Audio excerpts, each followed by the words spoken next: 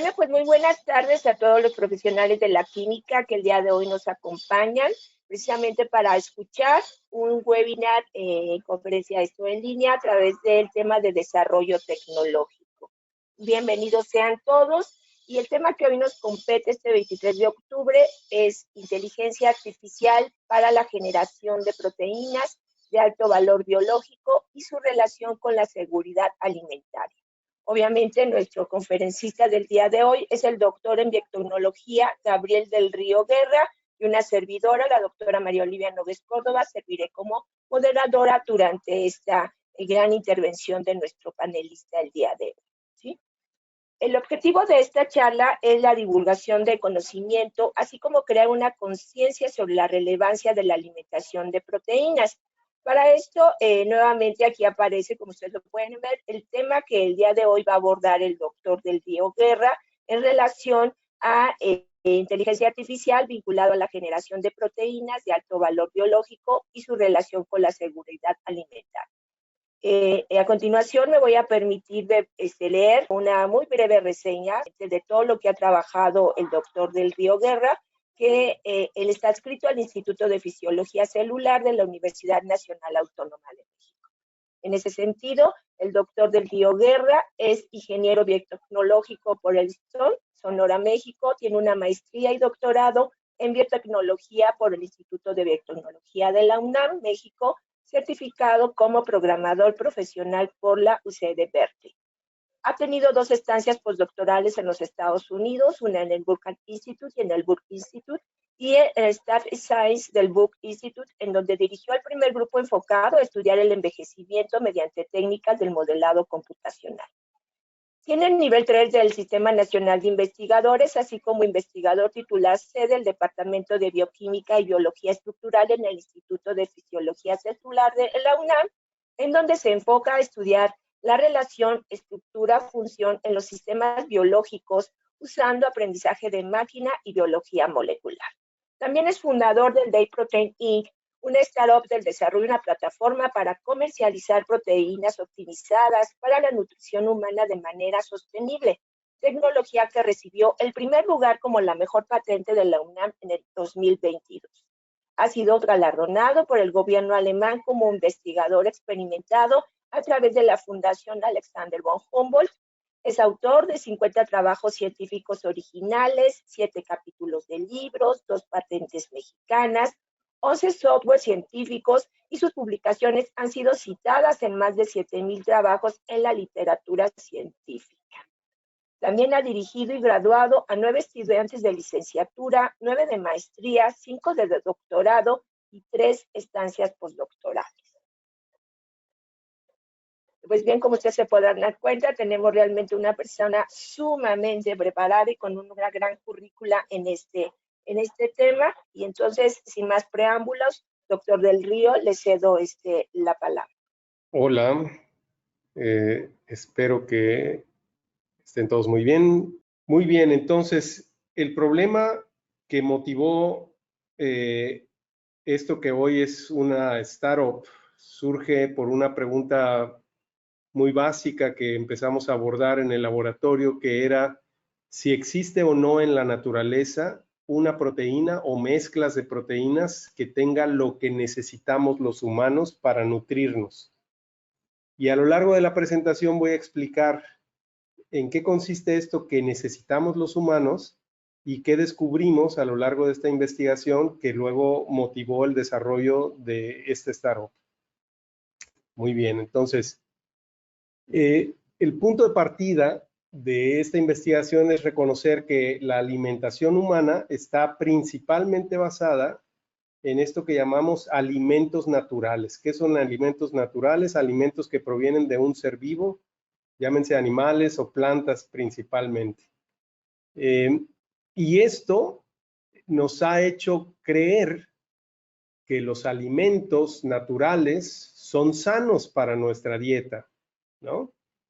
Esto no solamente es una práctica, sino que tiene implicaciones pues morales. O en tiempos pasados, todavía el día de hoy, hay muchas personas que tienen esta percepción de que la vida en este planeta es un regalo divino y que el ser humano está aquí para gozar y disfrutar de ese don divino, y eso de alguna manera nos exonera de la responsabilidad de pues matar animales para alimentarnos o matar plantas para alimentarnos, ¿no?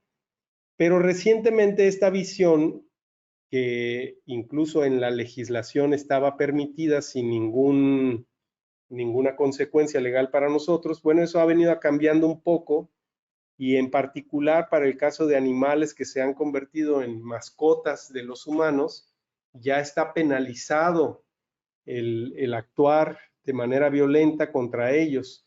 Pero como enseña este meme, bueno, eso es algo que los animales que usamos para comer, pues envidian de las mascotas el día de hoy, ¿no? Bueno, entonces vivimos en este actual paradigma de alimentarnos a través de matar a otros seres vivos, y hemos construido una estructura de conceptos que nos hace pensar que esto es por nuestro bien, es decir, que esto es nutritivo. Pero ¿por qué tenemos que comer a estos seres vivos? Bueno, pues porque lo que necesitamos es obtener nutrientes de ellos. Y esta forma de alimentarnos, en biología se reconocen dos grandes grupos de seres vivos: aquellos que pueden obtener sus nutrientes a partir de elementos químicos del ambiente, y aquellos que no pueden obtener sus nutrientes de componentes químicos del ambiente, sino tienen que adquirirlos de otros seres vivos.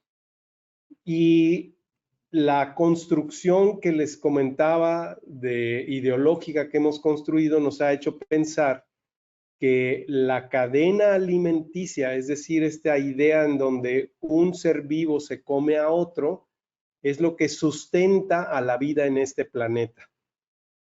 Y dado que la vida se sustenta en alimentarse un ser vivo a partir de otro, pues lo que hacemos nosotros de comernos a otros seres vivos, pues es natural, ergo no está mal, ¿no? Esa es la narrativa en la que vivimos. Sin embargo, en 2019 se publica un trabajo que hace por primera vez una estimación de qué tan cierto es que la vida en este planeta se sostenga a partir de una cadena alimenticia en donde unos se comen a otros.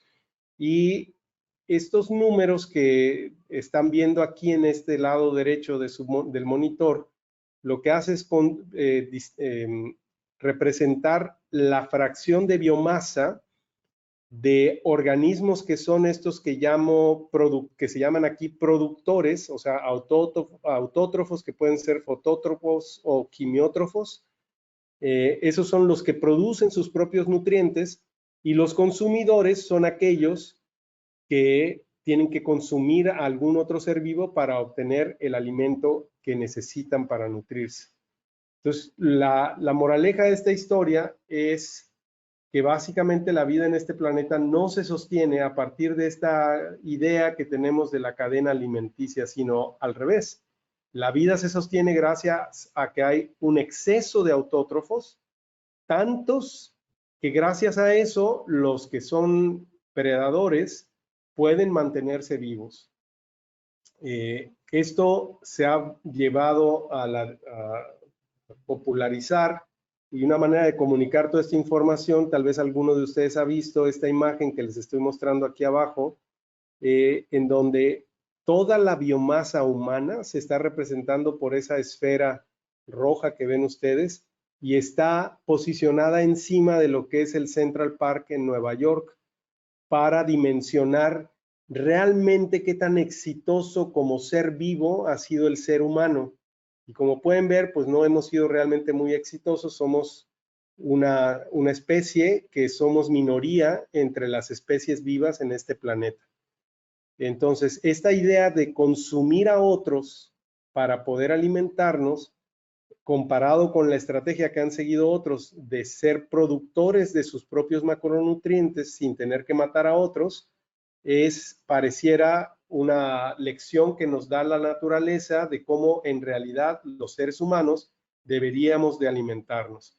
Y esto es particularmente para el caso, dentro de los nutrientes, de los macronutrientes, que son los lípidos, los carbohidratos y las proteínas. Yo en esta charla me voy a enfocar exclusivamente a hablar de la nutrición asociada a la proteína, a las proteínas en el caso de los humanos. Y entonces les comenté que la motivación original era saber si podía haber proteínas en la naturaleza, en estos alimentos que usamos de los seres vivos, que nos den lo que necesitamos para nutrirnos. Entonces, ¿cómo sabemos o cómo hemos aprendido cuánto necesita un ser humano para nutrirse en términos de proteínas? Y esto, pues, voy a hacer un resumen muy compacto de la información que hay al respecto, pero a través de experimentos en humanos, podríamos llamarles clínicos, se ha venido aprendiendo, se aprendió hace ya décadas, que si uno mide cuánto nitrógeno, si suponemos que el consumo de proteínas para lo que sirve es para proporcionar nitrógeno a los seres vivos, o en este caso al humano, pues lo que se aprendió es que más o menos en promedio un ser humano pierde al día 56 miligramos por cada kilo de peso al día cuando tú no le das de dieta ninguna proteína. Entonces, si eso es lo que desecha, pues entonces necesitamos consumir al menos esa cantidad de nitrógeno diaria. Pero las proteínas son mucho más que simplemente nitrógeno.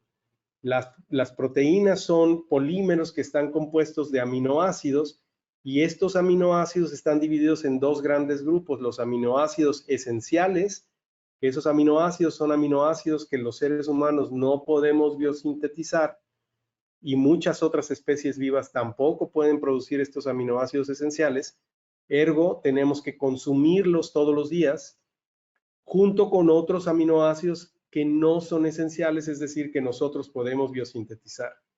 Y nuevamente, haciendo experimentos con humanos, controlando la ingesta de cada uno de estos aminoácidos y viendo cuánto de estos aminoácidos marcados se van secretando a lo largo del día, se han llegado a establecer cantidades mínimas necesarias para nutrir a un ser humano que está en reposo y que tiene en promedio una cierta edad o una condición fisiológica. Por ejemplo, se ha estudiado para personas jóvenes que son no muy deportivas o para las que son muy deportivas, para personas de la tercera edad o personas adultas, hombres o mujeres, mujeres embarazadas o no. Y bueno, lo que les enseño aquí es que en términos de proteína, a diferencia de nitrógeno, se requieren muchos más gramos de proteína. En buena parte es porque se requieren una cantidad importante de aminoácidos esenciales por cada kilo al día. Sin embargo, esta diferencia es bien importante y ahorita voy a entrar en este detalle. ¿Para qué necesitamos ingerir esta proteína diariamente? Porque resulta que el cuerpo humano está constituido de miles de millones de células y estas miles de millones de células, o millones de células, perdón, al día nosotros estamos matando, tenemos que matar o eliminar a miles de millones de estas células diariamente, principalmente las células que más nos deshacemos de ellas porque son células terminales, son los glóbulos rojos. Y estos, pues bueno, biosintetizar una célula de nuevo, pues requiere muchísima proteína. En promedio, las células de mamíferos son en peso seco 50% de proteína. Entonces, de ahí el reconocer que la necesidad de ingesta de proteínas está promocionada principalmente porque para mantener al sistema biológico que somos, necesitamos reponer todos los días células que vamos eliminando. No solo los glóbulos rojos son los que eliminamos, también eliminamos muchas otras células, células que, por ejemplo, pudieran ser potencialmente cancerosas, tumorales, etcétera, ¿no?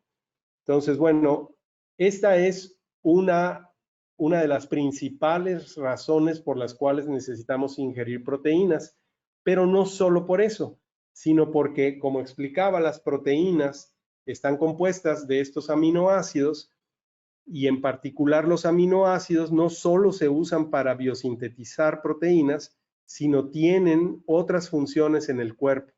Entre otros, pues son osmorreguladores, regulan el sistema inmune, forman parte del metabolismo, de la señalización celular, de crecimiento y desarrollo, como había dicho, o también de nitrógeno, además de construir proteínas, ¿no?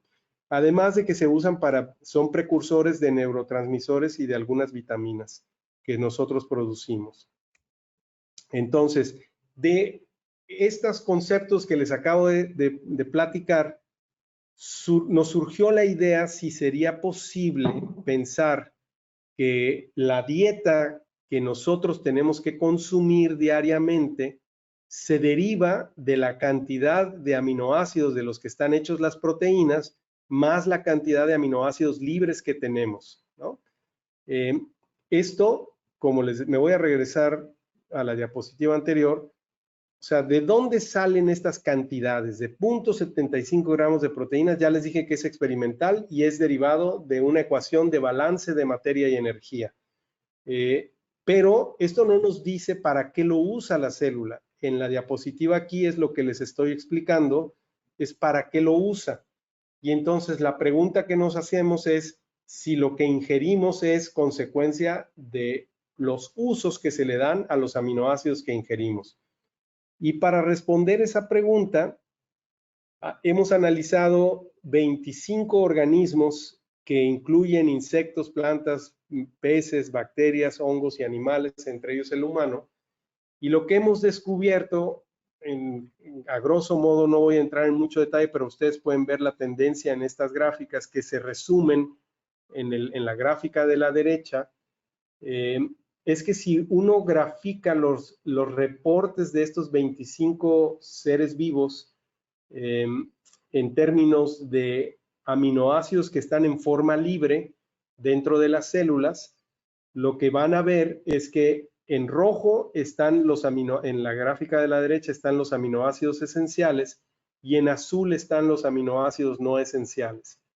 Y la tendencia que estamos observando es que los no esenciales varían muchísimo, mientras que los no esenciales se mantienen en concentraciones siempre no muy variables y en concentración muy baja. Lo que luego hicimos fue comparar, que eso es lo que ven en el panel de la izquierda, la composición de los aminoácidos en las mismas especies que habíamos descrito antes, y lo que vemos, y aquí no voy a entrar en todos los detalles, pero si están interesados puedo detallar estos análisis. Lo que descubrimos es que hay algunos animales que sí mantienen esta tendencia en donde los no esenciales varían mucho y los esenciales se mantienen en concentraciones muy bajas, y hay otros en donde esta tendencia sí se mantiene. O sea, hay estos dos grandes grupos en donde no se mantiene la tendencia y en donde sí se mantiene. Y curiosamente, en los humanos es donde sí se mantiene esta tendencia. Y esto nos llevó a concluir una observación que estamos ahorita preparando para someter a publicar, que los humanos, la cantidad de proteínas y de aminoácidos que consumimos esenciales, la dieta recomendada, coincide a nivel de centésimas con la composición de las proteínas en el humano cuando se hace un tratamiento muy particular. No entro ahorita en esos detalles, pero esta es la primera información relevante que es importante considerar para lo que dio origen a preguntarnos esto. Bueno, si ya sabemos que los humanos tenemos que ingerir proteínas todos los días, al igual que otros muchos animales, Y esto lo hacemos principalmente para mantener nuestras necesidades de proteína, de biosintetizar proteínas. ¿Sería posible construir una fábrica de estos macronutrientes para estos seres vivos? Para justificar esto, hay elementos que de esto no tengo un dato que les pueda mostrar porque son puros datos negativos. Entonces solamente les voy a decir que bioinformáticamente, es decir, analizando las bases de datos de secuencias de proteínas conocidas o predichas, buscamos si habría alguna proteína que satisfaciera las necesidades de nutrición de cada uno de los aminoácidos esenciales que se han reportado por la FAO y la Organización Mundial de la Salud. Y lo que descubrimos es que no existe ni una proteína ni mezclas de proteínas que satisfagan la necesidad de nutrirnos. Entonces, pero eso es como choqueante porque es contraintuitivo en el sentido de si no hay proteínas que nos nutran como deberíamos de nutrirnos, ¿cómo le hemos hecho para sobrevivir y estar saludables, no? Y la respuesta a esa pregunta, que también es todo un tema muy interesante, que hay datos clínicos al respecto, es la forma en cómo nos estamos alimentando es a través de consumir de más. Comemos grandes cantidades de alimentos naturales para suplir las necesidades. Entonces obtenemos de más algunos aminoácidos esenciales y para poder adquirir el mínimo necesario de otros aminoácidos esenciales. Entonces, para poder crear estas proteínas que no existen en la naturaleza es que surgió el concepto de construir una tecnología que se consolida en esta startup que llamamos D-Protein. Y D-Protein en inglés se puede fonéticamente entender como la proteína, además de D-Protein, porque sería la proteína, las que crea esta empresa, que permitirían al humano nutrirse correctamente. ¿Ok? Entonces, para poder hacer esto, lo que hemos hecho es desarrollar una plataforma que incluye 3 grandes tecnologías. Lo que es la ingeniería de proteínas basada en un diseño computacional. Aquí es donde participa el aprendizaje de máquina. En mi grupo, una de las áreas de desarrollo es precisamente cómo diseñar proteínas usando aprendizaje de máquina. Aquí voy a hacer un pequeño paréntesis para explicar a grosso modo el aprendizaje de máquina, en qué se basa y distinguirlo de otros modelos que existen ya reportados, ¿no?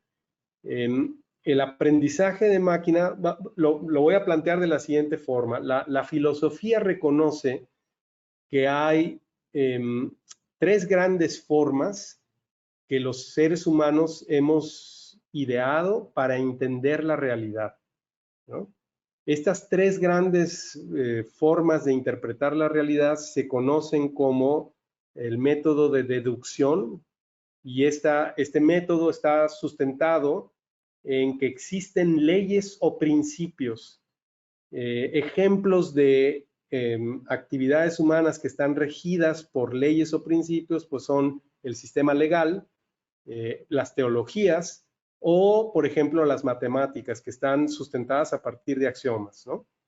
Entonces, estos son ejemplos de sistemas de deducción en donde hay leyes o principios.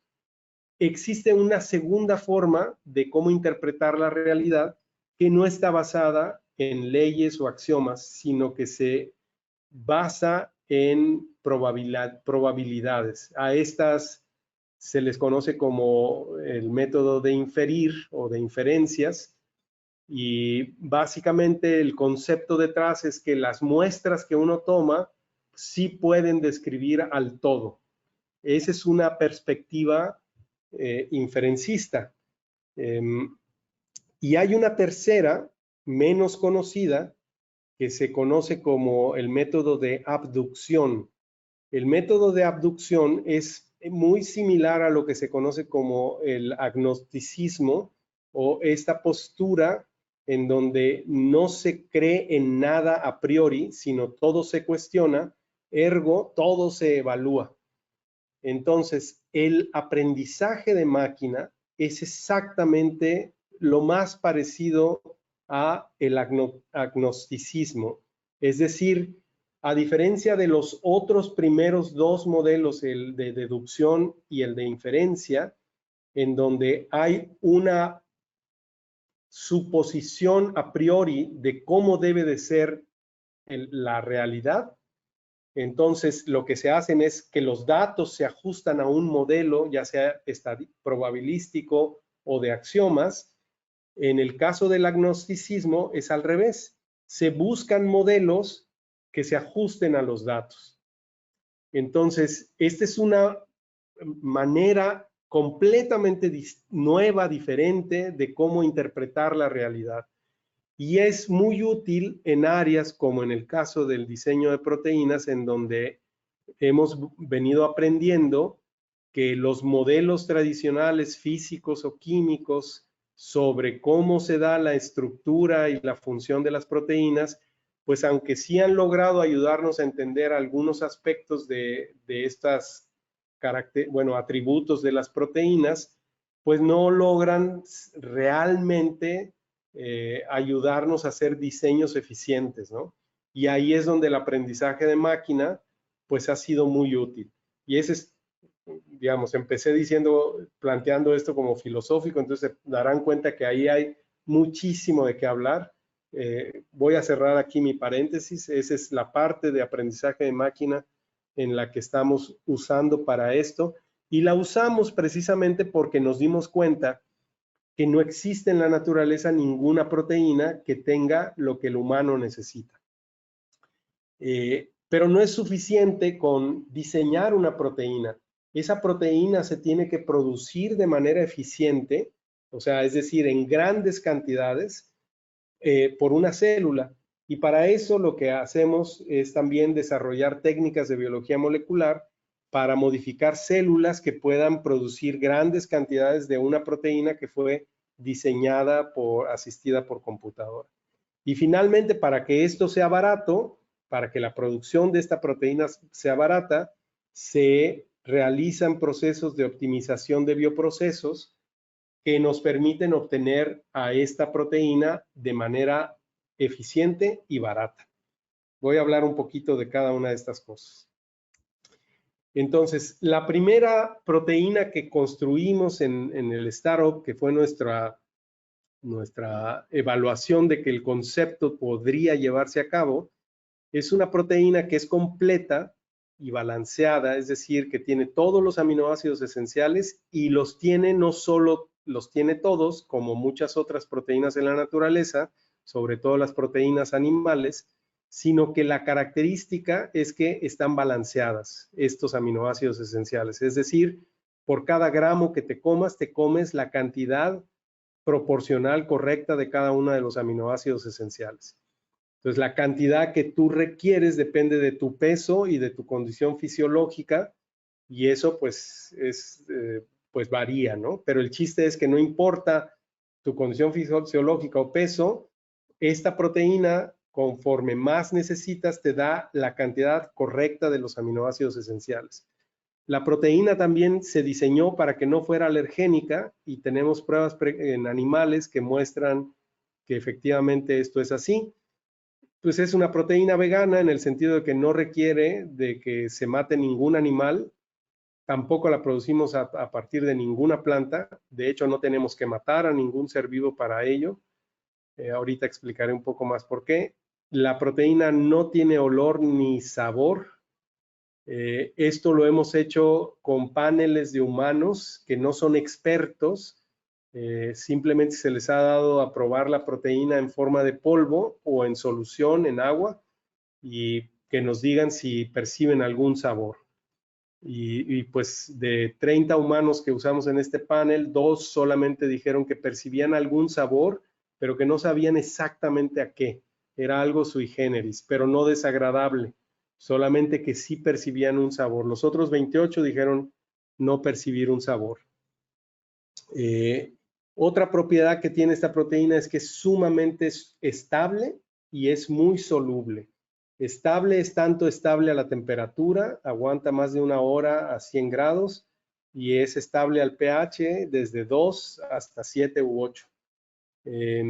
No tiene proteínas vegetales, que luego es un problema para el consumo de algunos sectores de humanos, y no tiene leche, que también es otro de esos problemas de consumo de proteínas. En términos de los bioprocesos, lo que hemos logrado, aquí lo que ven en esta diapositiva del lado izquierdo es cuál es el precio en el que se venden distintas proteínas obtenidas de distintas formas en el mercado por kilo en dólares, ¿no? Y entonces lo que pueden ver, nosotros producimos proteínas por medios fermentativos o bioreactores. Usamos una levadura para ello, que es considerada GRAS, o sea que es segura para el consumo humano. Estas proteínas que se producen por fermentación son las más caras que hay. Andan entre 100 y 110 dólares por kilo. Nosotros en volúmenes pequeños andamos en esos precios o costos de producción, pero si aumentamos nuestros volúmenes haciendo proyecciones, vemos que podemos andar por debajo de los 20 dólares, es decir, ya nos podemos empezar a competir en el mercado conforme podamos mostrar que tenemos una demanda en el consumo de esta proteína, ¿no? Aquí un aspecto que todavía no hemos incluido en estas proyecciones es una tecnología que estamos evaluando para reducir los costos de purificación de la proteína. Ahorita purificamos usando sistemas de filtración y eso aumenta el costo de producción. Estamos evaluando una nueva tecnología que nos va a permitir abatir muchísimo, más de la mitad, el costo de producción de purificación. Pero nuestra startup no se limita a producir una sola proteína. Resulta que algo que vine a aprender después de introducirme a este mundo de que las proteínas naturales no son la solución saludable para los humanos, ahí empecé a darme cuenta de que hay condiciones humanas que impiden a estos humanos consumir las proteínas que estamos produciendo. Ejemplos de estas condiciones son, por ejemplo, la enfermedad crónica del riñón, que en Estados Unidos, que se ha estudiado con un poco más de detalle este tema, es alrededor del 15% de la población mayor a 55 años padece de esta condición. Eso es más o menos alrededor de 50 millones de personas. ¿Ven? Y esas 50 millones de personas, pues, perdón, son 30 millones de personas. Esas 30 millones de personas es más o menos el 10% de la población total norteamericana. Aquí el sector salud en México estima que esta condición la padecen entre el 5 y el 7% de la población mexicana. Es decir, ahí tenemos alrededor de un 10% de humanos que por esta condición no pueden consumir las proteínas de origen natural, las que se supone que son saludables. Pero luego también aprendí que el 40% de las personas que tienen diabetes ya presentan una condición que se llama proteinuria, que es niveles altos de proteína o de productos de proteína en sangre o en orina, lo cual nuevamente tiene la misma condición de la enfermedad crónica del riñón, es decir, estas personas no pueden consumir las cantidades que se necesitan de proteína para nutrirse todos los días. Entonces, esas proteínas naturales que son, se supone, sanas, a estas personas tampoco les sirve.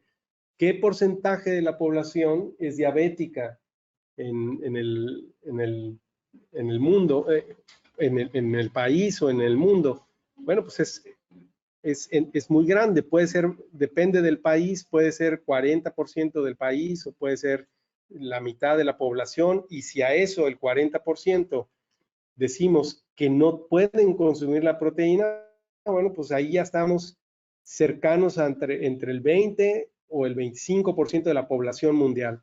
Añádenle a eso condiciones como esta enfermedad que es una mutación que impide a las personas consumir un aminoácido que está presente en todas las proteínas naturales que son saludables, que se llama fenilcetonuria.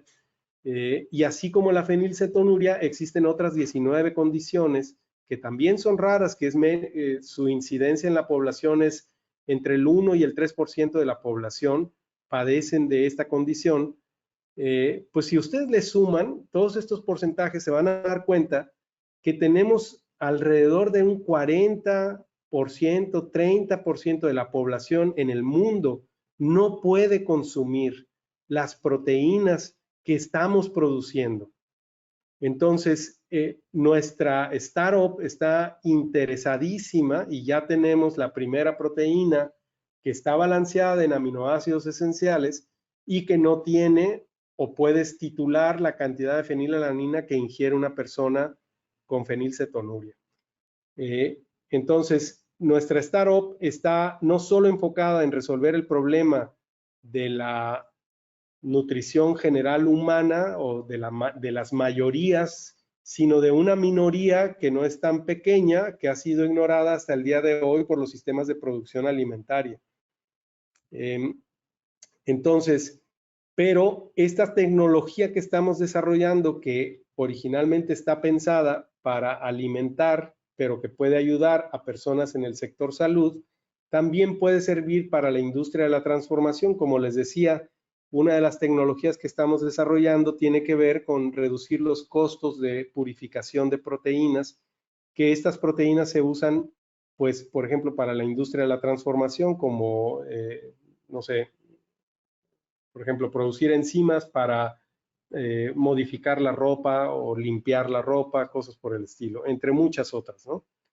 Entonces ya con esto dejo abierto los micrófonos o el espacio para que ustedes me puedan hacer preguntas. Antes solamente quiero resaltar que todo esto que les acabo de brevemente mencionar, pues no hubiera sido posible sin el apoyo de la UNAM, que ha sido realmente una promotora importante, muy importante para que este proyecto se haya podido gestar.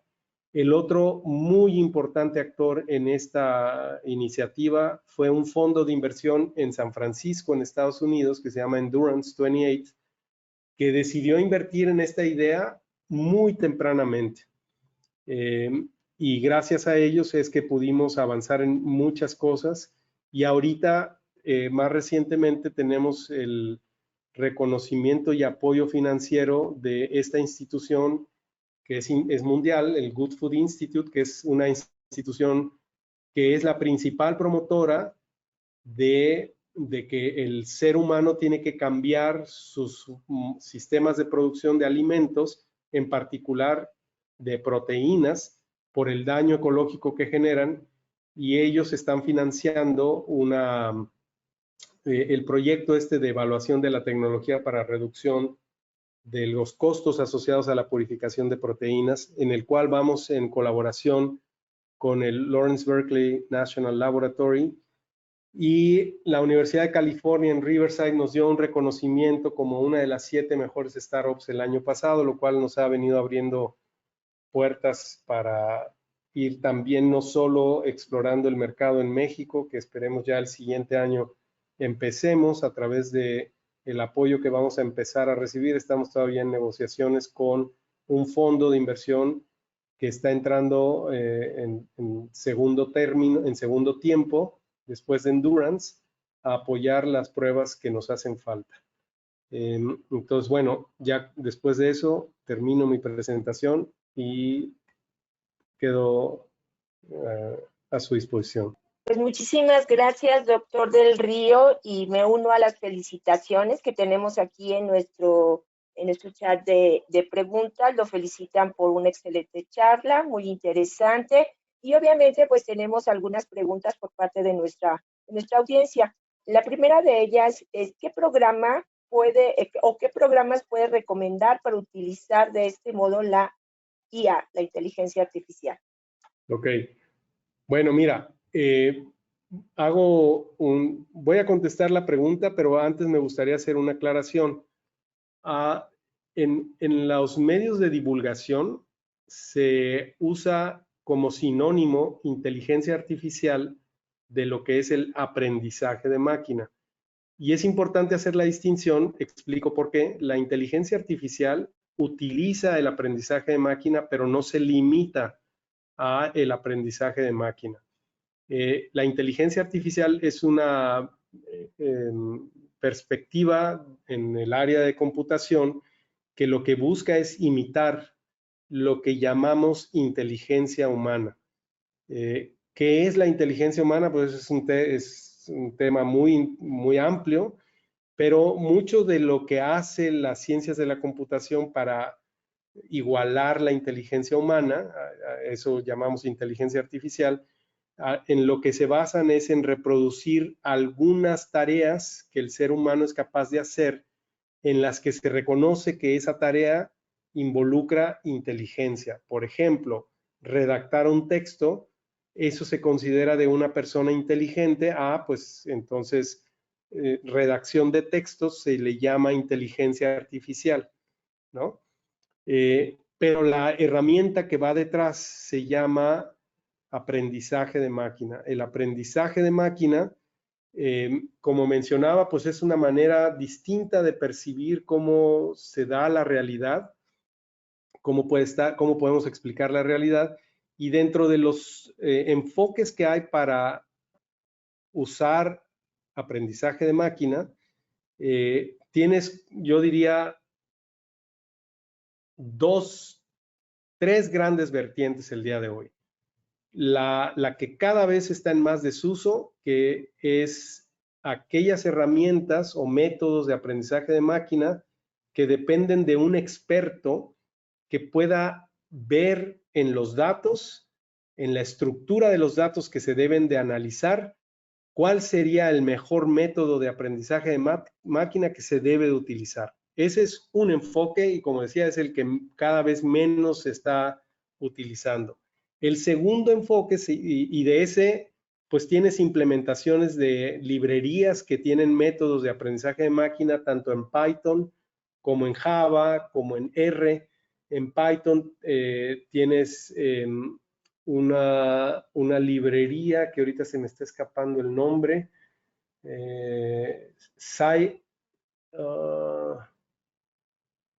perdón, se me escapa ahorita el nombre,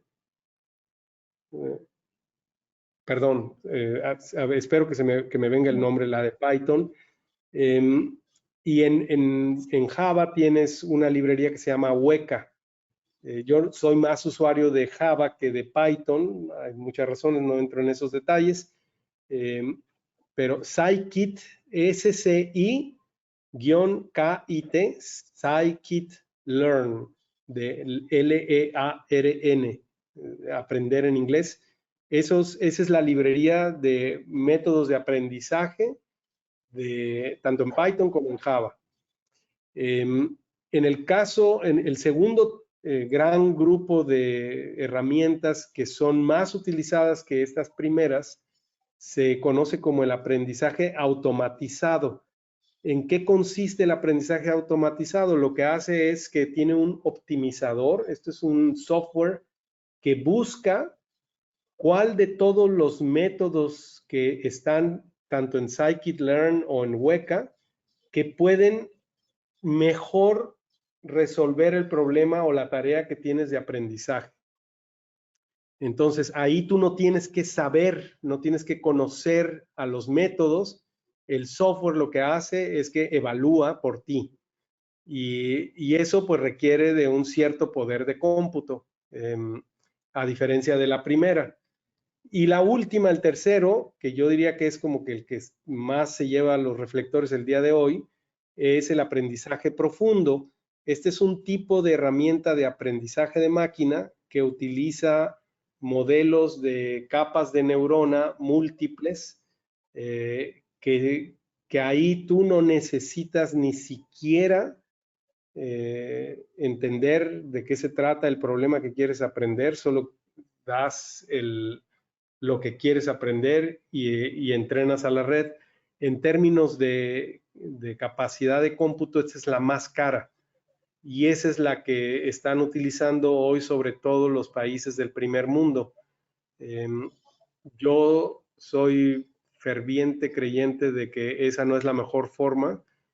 Claro que es la más eficiente el día de hoy, pero yo creo que todavía se puede sacar jugo del aprendizaje de máquina de estas otras dos, porque eso nos permite no tener que ser tan despilfarradores de recursos y poder hacer predicciones. Pero esa es mi postura, ¿no? Pero bueno, esas son para el segundo, el aprendizaje automatizado. Hay una herramienta que se llama AutoWeka y hay otra que se llama AutoScikit-learn, entre otras. En Python hay 2 o 3 sistemas que optimizan las herramientas, los métodos de aprendizaje de máquina. Y de aprendizaje profundo, pues Python tiene librerías sobre aprendizaje profundo y Java también, que ahorita sí ya no me acuerdo de los nombres. No se preocupe, doctor. Seguramente habrá quien entre en contacto directamente con usted para tener mayor información. Dice que voy a resumir unas 4 preguntas que tienen que ver precisamente con el desarrollo del producto que ustedes hicieron a través de su startup. Entre ellas preguntan cuál será la presentación de esa proteína al mercado, en cuánto tiempo estiman puede estar disponible al público, dónde podría adquirirse, también mediante qué medios lo van a publicitar para ponerse al mercado, y que es una gran oportunidad de nutrición para personas o comunidades en zonas marginadas. Preguntan también qué peso molecular tiene precisamente esta D-protein, entre otras, básicamente son las dudas en cuanto a lo que ustedes están desarrollando. Sí, a ver, voy abordando cada una de ellas. Estamos ahorita en una fase, nuestro modelo de negocio es uno que se conoce como B2B, o sea, de negocio a negocio. Nosotros lo que producimos es un polvo, que es la proteína seca, que ese ingrediente se lo queremos vender a productores de alimentos, que lo que hacen es enriquecer a su alimento con nuestra proteína. Entonces, para poder llegar a ese punto de que un productor de alimentos se interese en nuestra proteína, tenemos que convencerlo de que nuestra proteína es adecuada para el alimento que él produce. Y para eso, el productor lo que tiene que hacer son pruebas técnicas primero para evaluar propiedades organolépticas, evaluar que el proceso de producción del alimento no se altera por añadirle nuestra proteína. Y si todas esas pruebas funcionan, entonces vienen las pruebas comerciales, es decir, empezar a presentarle el producto al consumidor y evaluar si el consumidor está interesado y cuánto está dispuesto a pagar por un producto así. Entonces, estas pruebas pues no son simples ni rápidas. Nosotros estamos estimando que el próximo año, o sea, durante el 25, estaríamos realizando estas 2 tipos de pruebas. Esperemos que pasemos ambas y podamos después de eso ya pues empezar a comercializar, ¿no? No sé si eso Muy resulta. bien, doctor, perfecto. Entonces, yo creo que sí, seguramente sí, estaremos muy al pendiente, obviamente, de su proyección al mercado. Por aquí tenemos una pregunta en relación a la definición de biología sintética. ¿Cuál sería su definición? Bueno, el término se refiere a una biología que produce algo que no está presente en la naturaleza, ¿no? Nuestro producto se podría asociar a esa definición. Nosotros estamos produciendo en un ser vivo un producto que no está presente en la naturaleza, ¿no?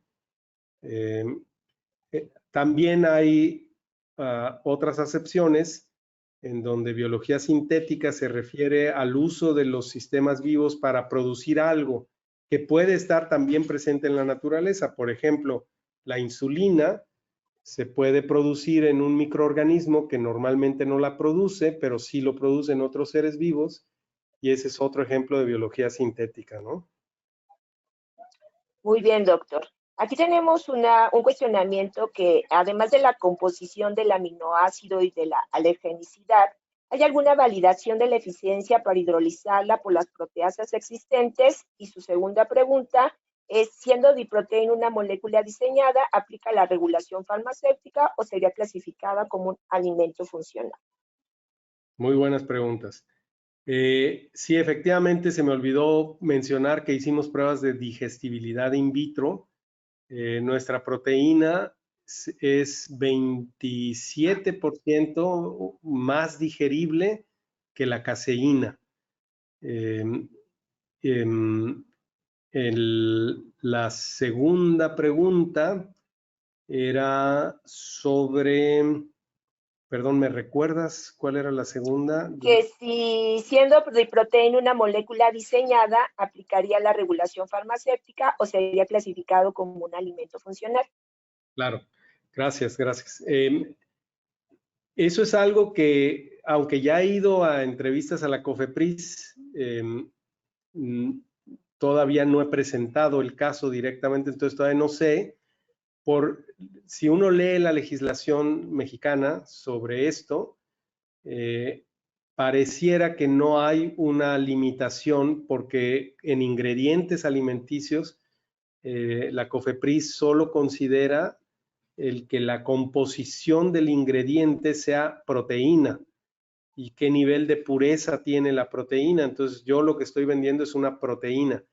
Ahora, yo me expondría a la necesidad de tener que tener una legislación sanitaria superior a esto si yo dijera que mi proteína sirve para el tratamiento de, por ejemplo, fenilcetonuria o la enfermedad crónica del riñón o cualquier otra cosa. Entonces, si yo vendo mi proteína diciendo que sirve para, entonces sí tengo que hacer pruebas clínicas para poderla vender, para tratar esas condiciones. Pero en este caso, nosotros no vamos a empezar a comercializar esta proteína haciendo esos claims o esos anuncios. Vamos a decir que esta es una proteína completa, balanceada, todo esto que les puse, todos los atributos que tiene la proteína, que pues la hacen no solo interesantes para los productores de alimentos, sino también para el consumidor, porque es una proteína que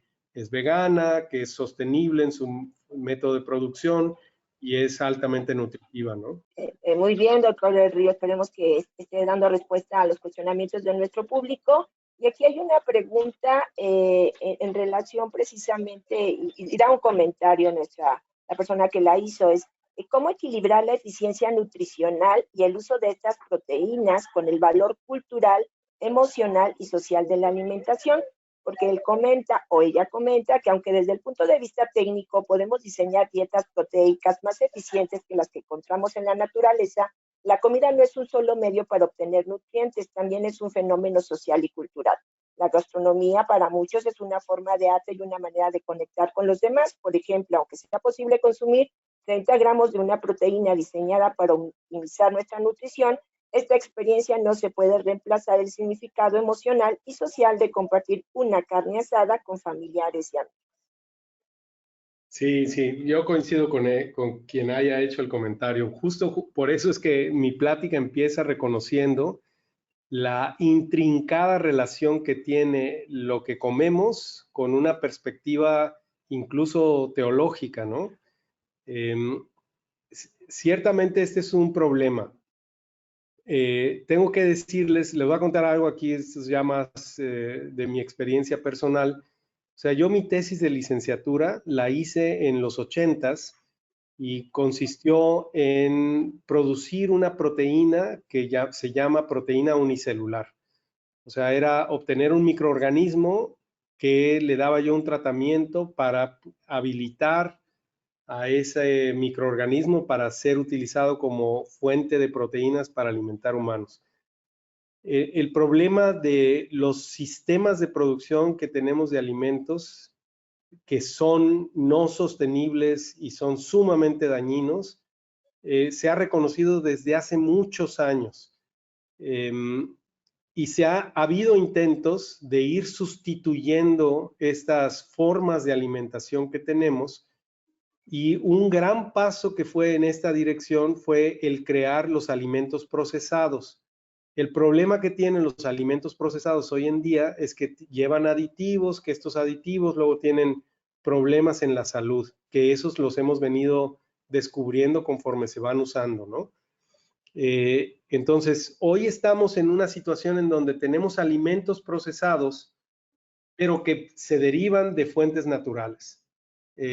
Y porque seguimos con esta narrativa que los medios de comunicación contribuyen a ello, de hacernos creer que lo natural es lo saludable, cosa que no es cierta. En el caso de las proteínas es clarísimo que no es el caso, que no es cierto. Entonces, ciertamente hay que reconocer que la sociedad humana tiene que ir cambiando, pero justamente eso forma parte de la decisión de hacer una startup ahora. Justamente hoy la sociedad está adquiriendo un nivel de conciencia mucho mayor que el que tenía antes. Puede ser que no todos los países, puede ser que no todas las personas, pero siempre los grandes cambios sociales se dan por estos que se conocen como los early adopters, o los que adoptan tempranamente un concepto y después el resto de la sociedad lo sigue, ¿no? Entonces, hoy en día, Estados Unidos, Europa, algunos sectores de la población mexicana están buscando con deseos reales de consumir proteínas que no vengan del maltrato animal, en donde no se mate a un animal. Hay personas que el consumo de plantas no les satisface porque es un daño ecológico el que causa. Entonces están buscando alternativas que en el mercado no están todavía, y si son muy caras o son alergénicas, o muchos de las limitantes que vemos que tienen estas proteínas. Nuestra proteína ofrece una solución a este grupo de early adopters, de personas que ya están dispuestas a hacer el cambio en esta mentalidad. El resto, esperemos que lo sigan y que no tarden mucho en seguirlos, porque yo estoy convencido, creo que no di todos los elementos, pero creo que di muchos de los elementos importantes de que los métodos de producción alimentaria que tenemos hoy en día son la principal causa del daño ecológico que estamos causando, y son la principal causa de muchas de las enfermedades que hoy tenemos. Ese es otro tema fascinante que podríamos hablar por muchas horas, pero yo estoy convencido de eso no por un acto de fe, sino por evidencia. Y una vez que me di cuenta de eso, entonces me di cuenta que es necesario contribuir a ofrecer alternativas con la intención de promover ese cambio social que efectivamente hoy parece imposible o lejano para algunas comunidades en México, pero que no está excluido de la sociedad. Hoy hay grupos que están buscando esas alternativas, ¿no? Por supuesto, doctor, y ha sido tan interesante que créanme que después de las respuestas que tan amablemente nos ha brindado, pues han empezado a llegar más y más y más preguntas con el tema. Y pues bueno, algo importante sobre todo es qué forma pueden contactarlo. Hay gente muy interesada en poder hacer una estadía, un trabajo de investigación, colaborar, sobre todo aquellas personas que están dentro del campo de los alimentos. Ok, digo, mi correo de la universidad está en mi página web. Sí, para que los asistentes que están interesados, obviamente, aparte de felicitarlo, de agradecerle tan interesantísima charla, como le comento, han surgido muchísimas otras más preguntas que den el interés precisamente de tener contacto con usted para poder trabajar y quizá un poquito más ampliar lo que usted ha dicho, ¿no? También en términos generales, preguntan sobre el reto a los que se ha enfrentado en presentación de invenciones que involucran aprendizaje de máquinas. Hay quien también, por ejemplo, pregunta que si se requieren de equipos muy especializados para precisamente emplear este tipo de aprendizaje en máquinas. es decir, todo lo que a lo mejor usted se ha enfrentado al trabajar precisamente con este tipo de tecnología. Sí, miren, ahí creo que están pegando a un elemento muy importante. Para poder hacer lo que estoy haciendo, se requiere de voluntades humanas, de capacidades humanas y de recursos financieros, ¿no? Un antecedente a esta startup es que yo hace alrededor de unos 5 o 7 años intenté evaluar la idea y para ello convencí a un inversionista que me pagara el salario de 3 postdoctorales, ¿no? Y entonces las áreas en las que yo quería estos postdoctorales los tenía muy claros. Contacté a grupos de investigación que yo sabía que estaban trabajando en esas áreas y les dije, por favor, propónganme personas que estén interesadas en unirse a un proyecto que si funciona, pues podríamos generar una empresa. Recibí 3 currículums y de esos 3 currículums, las 3 personas que ya tenían doctorado no estaban realmente interesados en unirse a una empresa. Les interesaba el proyecto científico y su motivación no era pues el trabajar para que funcionara un proyecto aplicado, era resolver un problema básico y no, estas personas estaban perfectamente capacitadas, pero ahí empecé a detectar un problema que tenemos en la formación del científico mexicano. Estamos acostumbrados a pensar que la investigación es para la academia o para las universidades y que las empresas ahí no se va a hacer investigación. Entonces no formamos a personas para trabajar en empresas, tal vez precisamente porque la gran mayoría de las empresas hoy en día en México no hacen investigación. Entonces estamos en un punto en México como sociedad, tanto de científicos como de estudiantes, en donde tenemos que empezar a dar esta transición, en donde tenemos que pues apoyar por un lado estudiantes, pero también tenemos que hacer que los investigadores aprendamos, porque yo llevo más de 20 años participando en startups, ¿no? Y o sea, tomando cursos, interactuando con gente que tiene mucha experiencia en esto. Sigo siendo un neófito en este tema, porque es realmente un universo gigantesco esto del emprendimiento. Y entonces para nosotros como investigadores, formar personal bien preparado para hacer investigación y desarrollo en empresas, nos hace falta saber cómo hacerlo y entonces contribuir en la generación de más empresas como esta que puedan a su vez ir contratando a más estudiantes y de tal suerte que la investigación no solo se haga en universidades, ¿no? Entonces ese es un tema de búsqueda de personal técnico, capacitado e interesado en invertir su tiempo, su esfuerzo, su vida en hacer que funcione una startup. Entonces yo ahorita tuve la enorme suerte, ahorita les conté el caso en donde fracasé,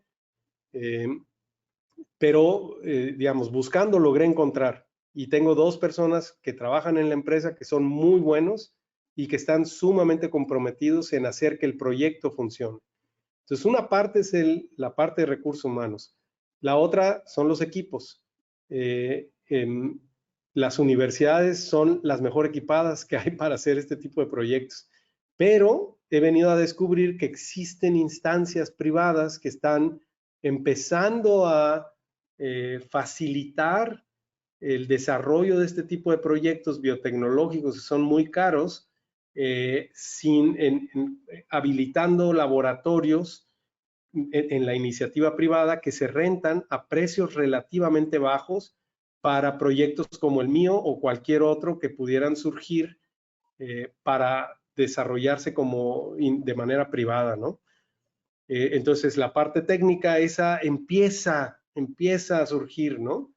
Y la parte de fondos de financiamiento, a mí el que me bautizó, digamos, con quien yo empecé, es un fondo que no está en México.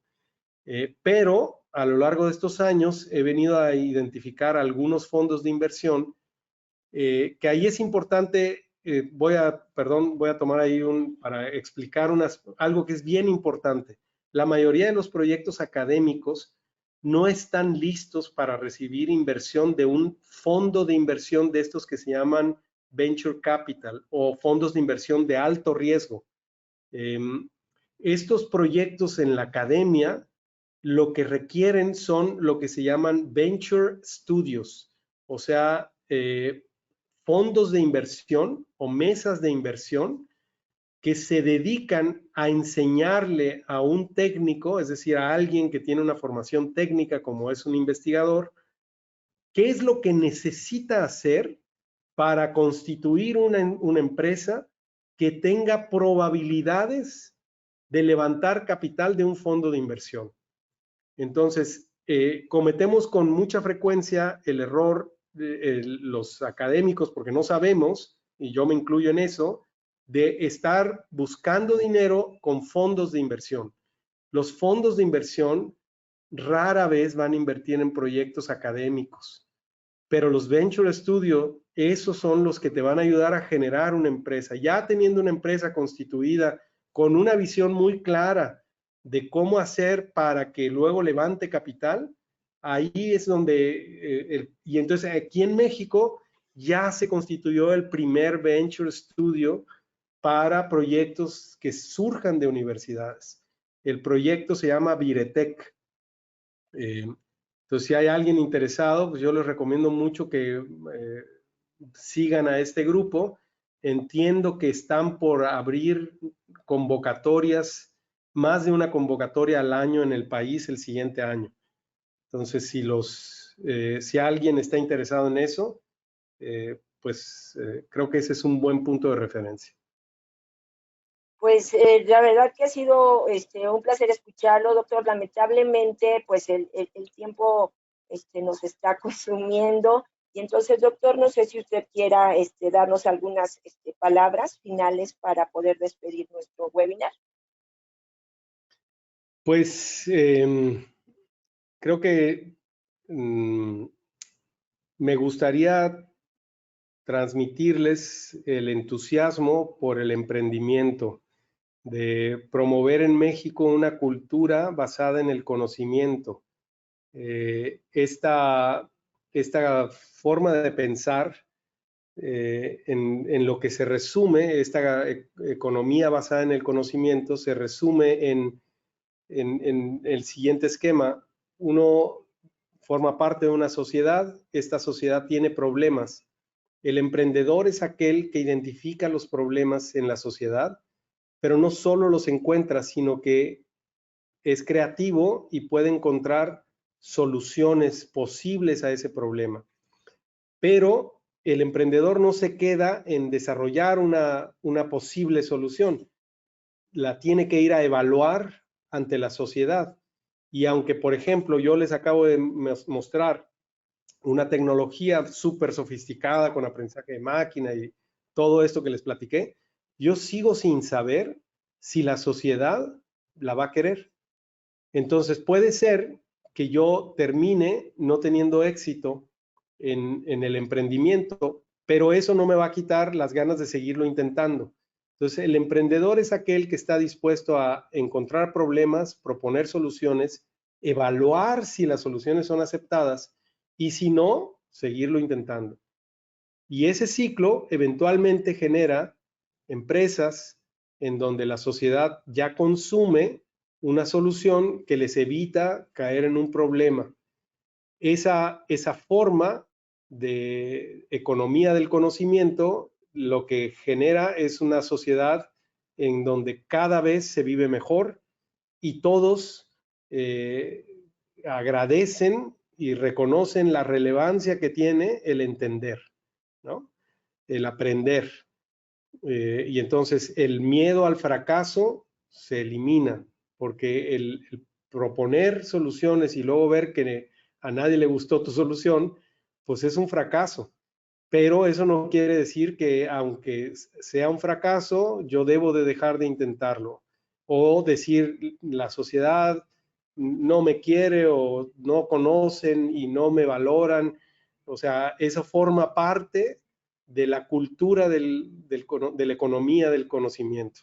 Entonces yo Pues los quiero invitar a que se vayan moviéndose en esa dirección. Pues muchísimas gracias, doctor del Río Guerra. Muchísimas gracias a nuestra audiencia. Nos despedimos por el día de hoy. Esperamos que no sea la última vez de escucharlo, doctor del Río. Ha sido un placer realmente escucharlo. Agradecemos a nuestra muy amable audiencia y nos veremos muy pronto en otro webinar aquí de la Sociedad Química de México. Buen provecho y bonita tarde. Hasta luego.